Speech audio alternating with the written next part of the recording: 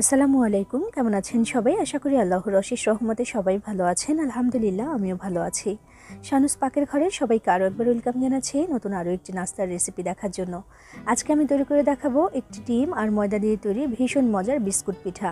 এই পিঠাটা বানিয়ে নেওয়া একেবারেই সহজ, তবে খেতে হয় অসাধারণ।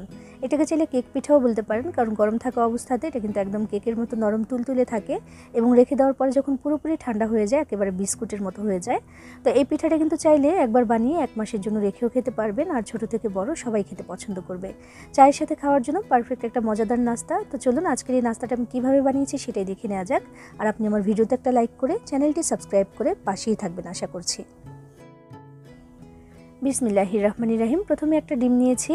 ডিমটাকে একটা মিক্সিং বোলের মধ্যে ফাটিয়ে নিয়েছি এবং এর মধ্যে দিয়ে দিচ্ছি আধা কাপ পরিমাণে চিনি। চিনিটা কিন্তু চাইলে বাড়িয়ে বা কমিয়েও দিতে পারেন। এরপর সয়াবিন তেল দিয়ে দিচ্ছি এখানে 2 টেবিল চামচ পরিমাণে, আর দিয়ে দিচ্ছি এখানে স্বাদ মতো লবণ, প্রায় আধা চা চামচ থেকে একটু কম হবে। এবার সব কিছু ভালো করে মিশিয়ে নিচ্ছি একটা হ্যান্ড উইক্সের মাধ্যমে। চিনিটা ভালো মতো যেন গলে যায় সেদিকে একটু খেয়াল রাখতে হবে, কারণ চিনিটা যদি গলে না যায় নাস্তাটা কিন্তু খুব বেশি ভালো হবে না।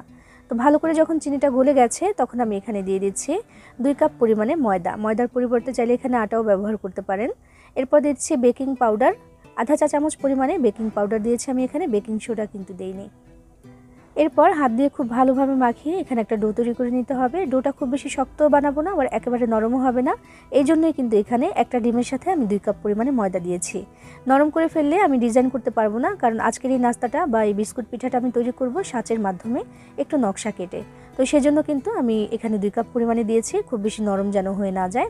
তো দেখেন যে এমন হয়েছে, খুব আঠালো হয়েছে এটা, তবে এই আঠালো ভাবটা যেন কেটে যায় সেজন্য কিন্তু এটাকে 5 মিনিটের জন্য রেখে দিতে হবে একটু। তো ঢাকনা দিয়ে ঢেকে আমি রেখে দিচ্ছি এবং এরপরে কিন্তু এই আঠালো ভাবটা অনেকাংশেই কমে আসবে। তো রেখে দিচ্ছি 5 মিনিটের জন্য। 5 মিনিট পরে আমি ঢাকনাটা তুলে নিলাম। এবার আমি দেখাচ্ছি যে অনেকটাই কিন্তু কেটে গেছে, দেখুন। এখন কিন্তু একটা শেপ দেওয়া যাবে। তো সেজন্য আমি যেখানে নিয়েছি সাজ, এই সাজে করে আজকে বানাবো। তো এর মধ্যে একটু তেল মাখিয়ে নিয়েছি যেন খুব সহজেই তুলে নেওয়া যায়। আর নিয়েছি এরকম একটা চামচ, টেবিল চামচ, একটু তেল মাখিয়ে নিয়েছি হাতেও আর চামচেও। এবার এই চামচটা দিয়ে মেপে আমি 1 চামচ করে নিচ্ছি, যেন প্রত্যেকটা পিঠা বা বিস্কুট পিঠা একই সাইজের হয়। তো সেজন্য কিন্তু 1 চামচ করে আমি নিয়ে নিচ্ছি। নিয়ে প্রথমে 2 হাতের তালুতে নিয়ে ঠিক এইভাবে করে আমি ঘুরিয়ে ঘুরিয়ে একটু সমান করে নিলাম বা গোল করে নিয়ে চ্যাপটা করে নিয়েছি।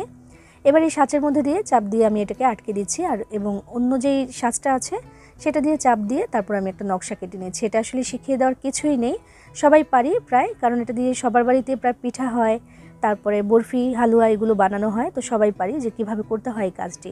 তো দেখুন মাশাআল্লাহ কত সুন্দর একটা ডিজাইন কিন্তু এখানে রেডি হয়ে গেছে। এবং সাঁচটা দিয়ে কিন্তু একটু ভালো করে চাপ দিয়ে দিতে হবে, নইলে নকশাটা ভালো করে কাটা হবে না বা বোঝা যাবে না। সেজন্য একটু ভালো করে চেপে এটাকে আটকে দিতে হবে। অবশ্যই এই সাজটার মধ্যে একটু তেল বা ঘি কিন্তু মাখিয়ে নিতেই হবে, নইলে কিন্তু উঠানো যাবে না, নষ্ট হয়ে যাবে এই নকশাটা। তো দেখুন আরও একটা পিঠা আমি তৈরি করে দেখাচ্ছি। চাপ দিয়ে এক্সট্রা যেটা বা বাড়তি যেটা সেটা আমি বাদ দিয়ে দিচ্ছি। এতে করে কিন্তু নকশাটা খুব সুন্দর করে বসে যায়। দেখুন একইভাবে এখন আমি সবগুলো পিঠা বানিয়ে নেব বা সবগুলো বিস্কুট পিঠা বানিয়ে নেব। মাশাআল্লাহ খুব সহজে কিন্তু হয়ে যায়, তাড়াতাড়িও হয়ে যায়, আর দেখতেও কিন্তু সুন্দর লাগে। তো অনেকগুলো পিঠাই হয়েছে মাশাআল্লাহ 2 কাপ পরিমাণে ময়দা দিয়ে। এবার এগুলোকে ভাজার জন্য চলে যাব আমি। বিসমিল্লাহির রহমানির রহিম। এই ধরনের বিস্কুট পিঠাগুলো কিন্তু একটু ডুবো তেলে ভাজলে খুব বেশি সুন্দর হয়, এই জন্য আমি ডুবো তেল দিয়ে দিয়েছি। তো তেলটা কিন্তু আমি প্রথমেই গরম হতে দিইনি, তেলটা চুলায় দিয়েছি, দিয়ে চুলার আঁচটাকে অন করে দিয়েই আমি এই বিস্কুটগুলো দিতে শুরু করে দিয়েছি। এবার এই তেলটা আস্তে আস্তে গরম হতে থাকবে আর এগুলো ফুলে উপর দিকে উঠতে থাকবে একই সাথে। শুরু থেকে চুলার আঁচটাকে আমি মিডিয়ামে রাখবো, একটু চুলার আঁচটা কমিয়ে দিয়ে ভাজলে কিন্তু ভেতর থেকে সুন্দর করে ভাজা হবে। তো দেখুন নিজে থেকে কিন্তু উপর দিকে উঠতে শুরু করে দিয়েছে। এটা ফুলে কিন্তু অনেকটা বড় হয় বা একটু ফুলে সুন্দর লাগে দেখতে, উঁচু হয়, আর নকশাটাও কিন্তু ততক্ষণে আরও বেশি স্পষ্ট হতে থাকে, এজন্য দেখতেও ভালো লাগে। দেখুন মাশাআল্লাহ উপর দিকে উঠে গেছে। এবার আমি উল্টে পাল্টে দিচ্ছি, একবার দুইবার না অসংখ্যবার কিন্তু উল্টে পাল্টে দিতে হবে, যেন চারপাশ থেকে ঠিকঠাক মতো এটা ভাজা হয়। তো ভেতর থেকে যদি ভালো করে ভাজা হয় এই নাস্তাটা কিন্তু দীর্ঘদিন পর্যন্ত সংরক্ষণ করেও রেখে খেতে পারবেন। প্রায় 1 মাসের মতো যে কোনো এয়ারটাইট কন্টেনারে ভরেও রেখে দেওয়া যাবে যদি ঠিকঠাক মতো ভেজে নিতে পারেন। মাশাআল্লাহ দেখতে দেখুন এখনই কতটা সুন্দর লাগছে। ভাজা হয়ে গেলে নকশাটা আরও বেশি সুন্দর লাগে তখন দেখতে। শুধু যে এইভাবে সাঁচে করেই বানাতে পারবেন তেমন না, যে কোনো সাইজে যে কোনো ডিজাইনে কিন্তু কেটে নিতে পারেন বা বানিয়ে নিতে পারেন, দেখতে কিন্তু সুন্দর লাগবে। আর এই যে তেলের মধ্যে বাবলস বা ফেনাগুলো দেখছেন, এটা কিন্তু ডিমের কারণে হয়েছে। ডিমের যে কোনো নাস্তা ভাজার সময় কিন্তু এমন ফেনা হয়ে ভরে যায় তেলের মধ্যে। অনেকবার উল্টে পাল্টে দিয়েছি, দেখুন মাশাআল্লাহ কালারটা কিন্তু ধীরে ধীরে একেবারে গাঢ় হয়ে এসেছে, বোঝাই যাচ্ছে যেটা সুন্দর করে ভাজা হচ্ছে। চুলার আঁচ কিন্তু আর নাড়াচাড়া করিনি, সেই শুরু থেকেই মিডিয়াম আঁচে আছে। অনেকবার করে উল্টে পাল্টে দিয়ে সুন্দর একটা কালার এসে গেলেই কিন্তু এগুলোকে তুলে নিতে হবে। দেখুন পিঠাটা কিন্তু অনেকটাই ফুলেছে আর দেখতেও মাশাআল্লাহ অনেক বেশি সুন্দর লাগছে।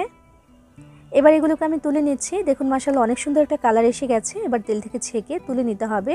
আর এই যে বিস্কুট পিঠাটা, এটা ভাজলে কিন্তু খুব বেশি তেলও টেনে নেয় না। সবগুলো পিঠা একইভাবে আমি তুলে নিচ্ছি এবং এরই সাথে তৈরি করে নেওয়া হয়ে গেল ভীষণ মজার ময়দা দিয়ে আর ডিম দিয়ে তৈরি অসাধারণ স্বাদের একটা বিস্কুট পিঠার রেসিপি বা কেক পিঠা। গরম থাকা অবস্থায় কিন্তু একেবারে নরম তুলতুলে ছিল, কেকের মতোই লাগে তখন খেতে। তো রেখে দিলে যখন ঠান্ডা হয়ে যায় তখনই কিন্তু ঠিক যে এমন হয়ে যায়, দেখুন একদম বিস্কুটের মতো মুচমুচে। আর এইভাবেই কিন্তু যদি আপনি রেখে দেন এয়ারটাইট কন্টেনারে ভরে, এমনই মুচমুচে থাকবে এটা। ছোট থেকে বড় সবাই পছন্দ করে খাবে, বানিয়ে খেয়ে দেখবেন ভালো লাগবে ইনশাআল্লাহ। সবাই ভালো থাকবেন, সবার জন্য সবাই দোয়া করবেন। আল্লাহ হাফিজ।